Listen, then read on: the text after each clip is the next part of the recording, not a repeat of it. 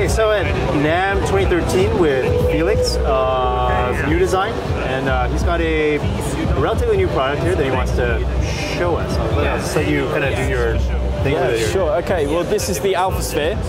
It's a new type of performance instrument and studio instrument for writing electronic music. It's got 48 pressure-sensitive pads, which can be used to map MIDI notes or playback samples.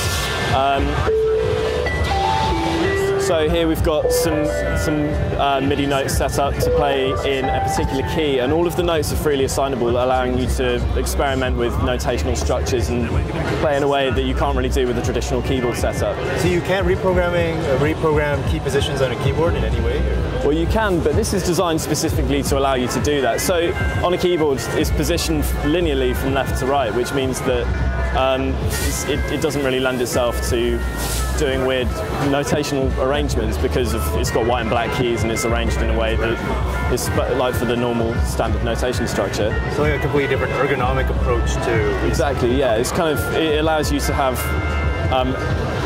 it can go all the way around.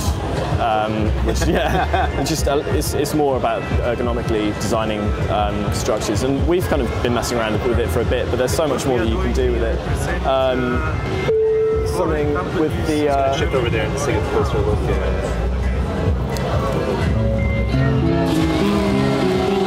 So this shows something that we've been messing around with, which is like the harmonic table, which...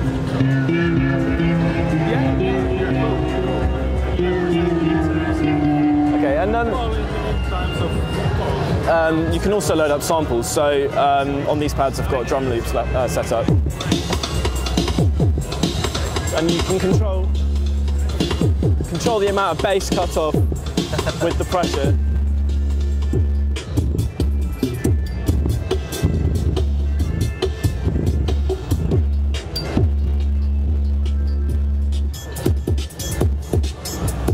Yeah. And we've got this typical sort of dubstep wobble bass here.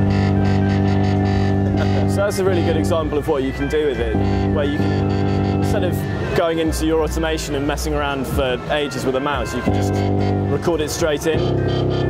So I guess, looking at the software here, you have your own kind of software interface specifically for this instrument. Yeah, that's right. It's designed specifically, so each pad is represented by a button that you can just click, and then you can load up your samples, you can set them to MIDI mode, and you can select them in groups. So say if I wanted to change all of these notes, then I can just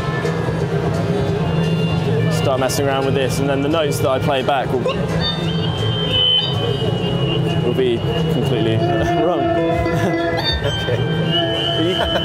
Which means that you can just only use the notes that you want to use, and then just like keeping you able to kind of experiment without knowing you're not going to mess up, basically. Okay. Yeah.